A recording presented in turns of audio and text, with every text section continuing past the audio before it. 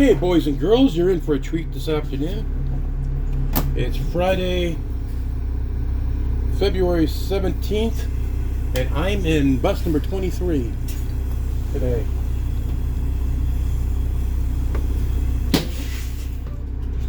Gotta adjust one mirror.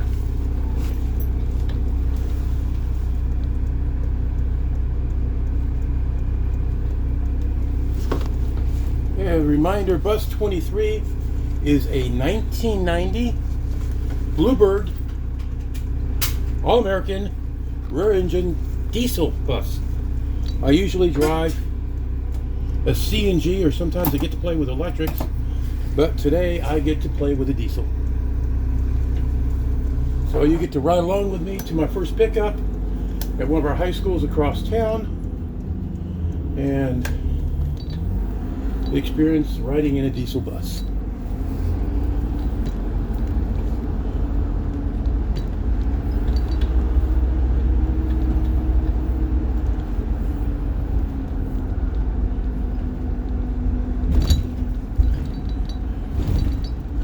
This was my route bus about, I think it was 8 years ago. I had it for 2 years. And then when I became a cover driver, then they started cycling me through different CNG buses. Into the one I'm in now, which is bus 10.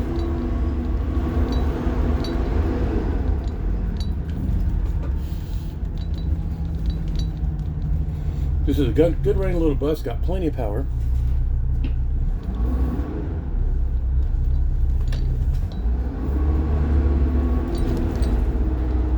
So I like about diesel, you step on it and you go.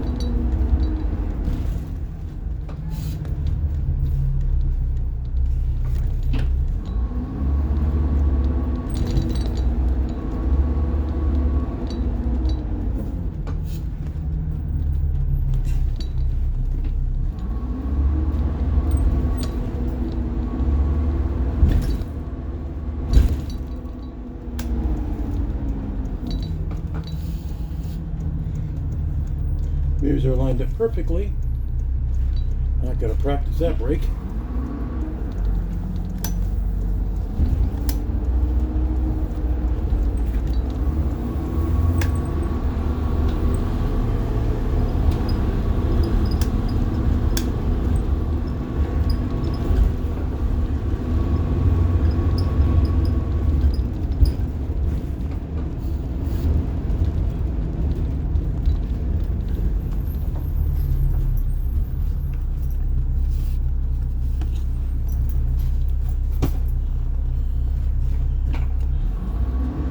Gotta get used to where the pedals are. Each bus is set up different, and it's just little things that you have to adjust when you change over driving a different bus for the day. During the pre-trip, you usually figure out where all the switches are, and then after you get your mirrors adjusted to a comfortable level, get the seat adjusted, everything else, you're good to go. But in this particular bus, the driver's seat sits a little bit lower than my CNG. So I have to adjust the way I sit in the seat to have maximum braking effort. If that makes any sense. I have to put my foot a little bit higher on the pedal for braking as opposed to lower on the pedal with if I'm driving the CNG bus. This is my favorite 6-way intersection.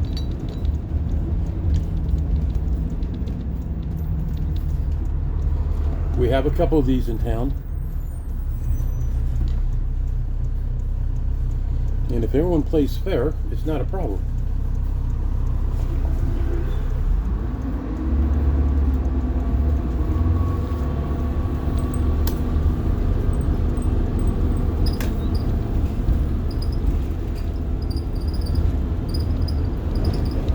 So that was like a half left turn. Correction, a half right turn. Duh.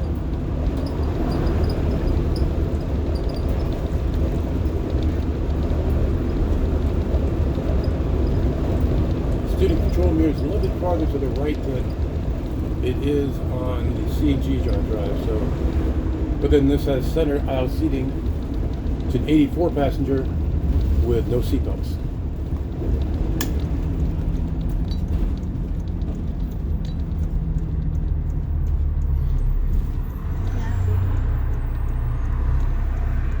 I'll have to check my videos and see if I've done a video on the interior of this bus. I think I have, but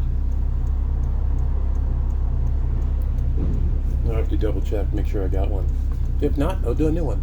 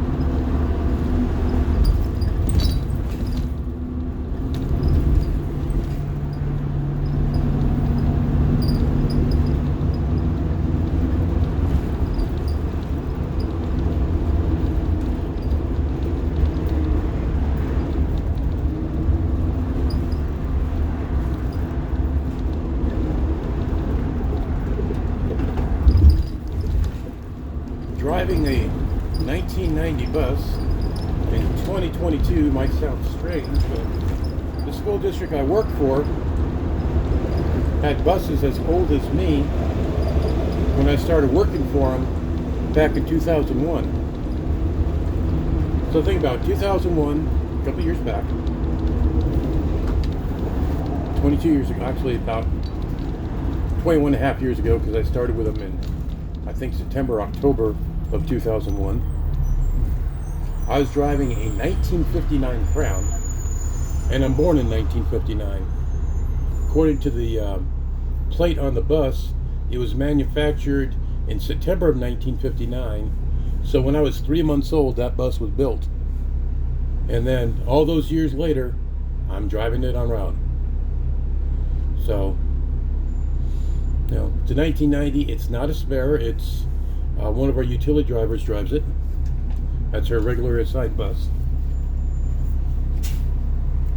And unfortunately, when our new electrics come on the property, this poor little bus will be ground into shavings and made into tuna cans or soda cans or wherever the steel goes after they're done with running a bus through a meat grinder.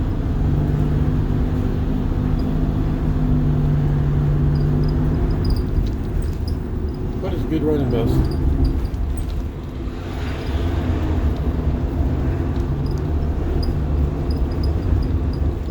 No, I don't know the type of engine in it. I can ask the shop. Someone I know is going to ask. I'm clueless on that. I'm not an engine guy. I know my Detroit diesels because I have one in my own bus at home, and over the years I used to inspect Detroits. Part of the job I had.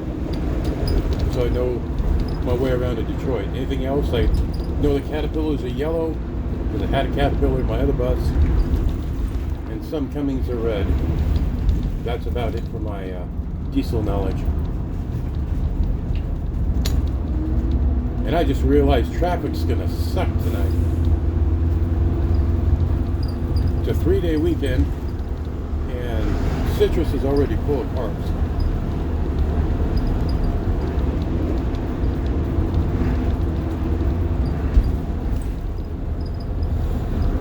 For 12:55 in the afternoon, you'd have about 5 cars on this road. not cars lined up as far as the eye can see in front of me and behind me.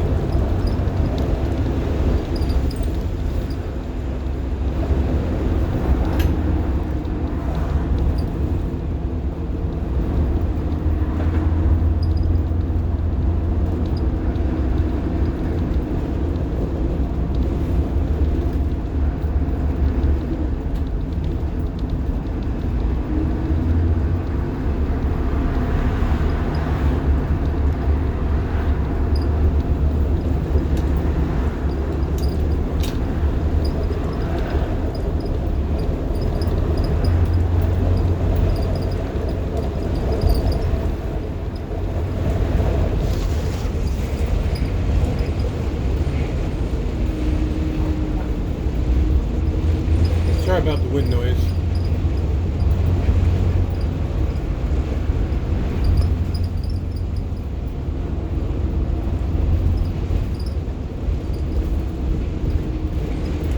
It's a breezy day in Southern California.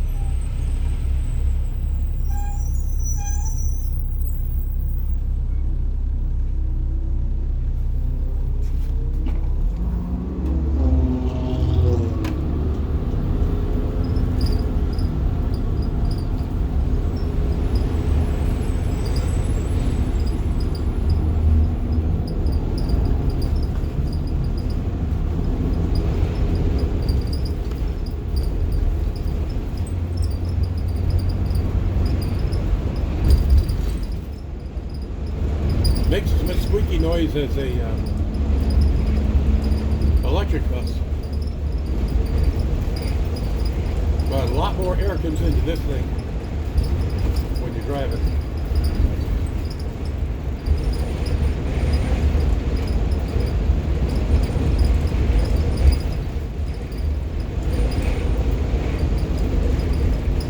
With the wind blowing in the little openings in the door,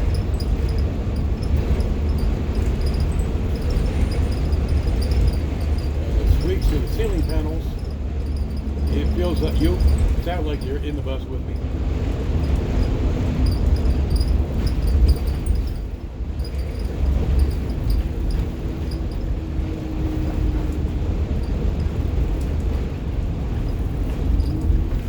Now, why'd you do that?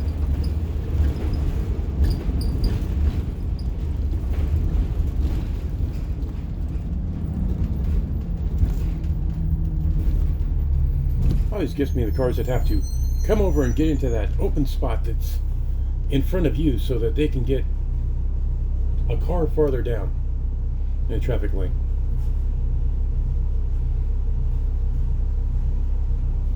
It's a pet peeve. I know. Still irritating.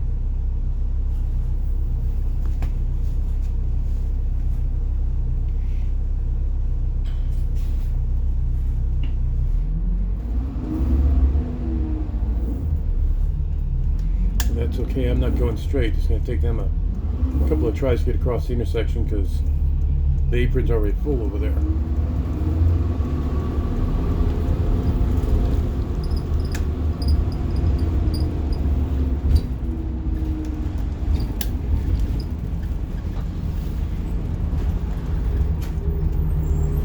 Okay, let's check the paperwork. See where I am picking up at. Bus loading zone off Summit. Okay.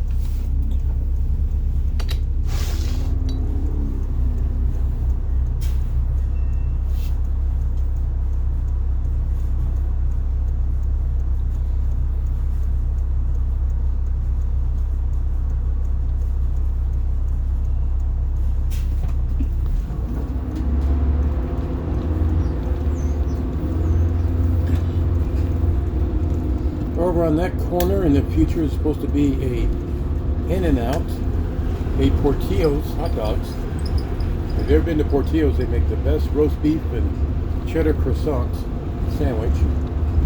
And then I think they're also going to be building a hotel on that corner. We'll see. This town is growing in leaps and bounds. Down south, we have warehouses going in, ranches, and houses going out.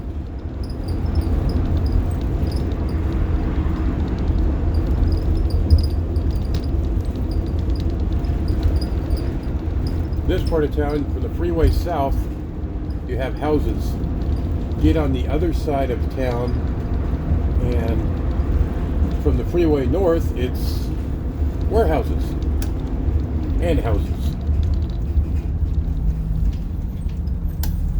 It's crazy how they sit down 100 years ago and say, okay, this will be industrial, this will be houses, and run it to the end.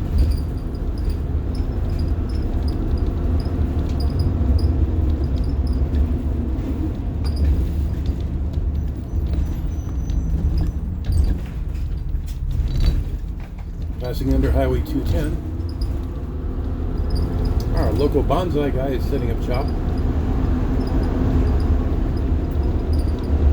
Got lots of bonsai.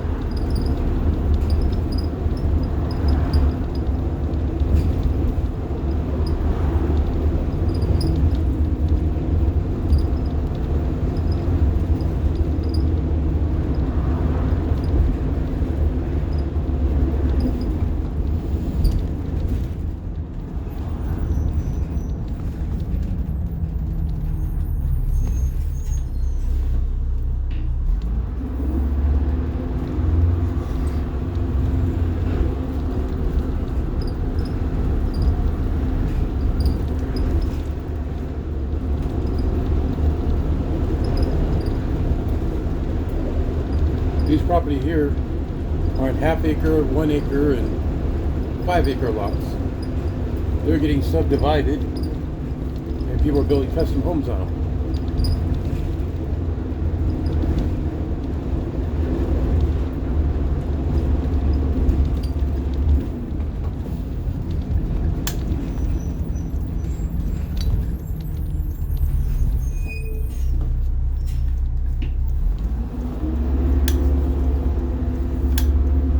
Back when you used to ride this bus on route, this was as far north as you could go. This was a bus stop, and then where these houses are now to my right, there was one big field full of grapevines.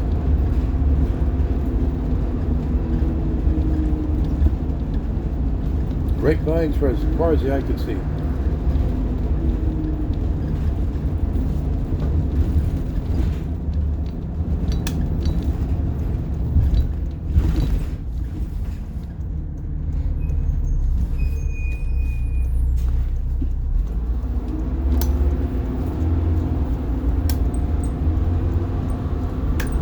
Well, I'm near my pickup location, so I'm signing off for now. Hope you enjoyed riding in a diesel bus.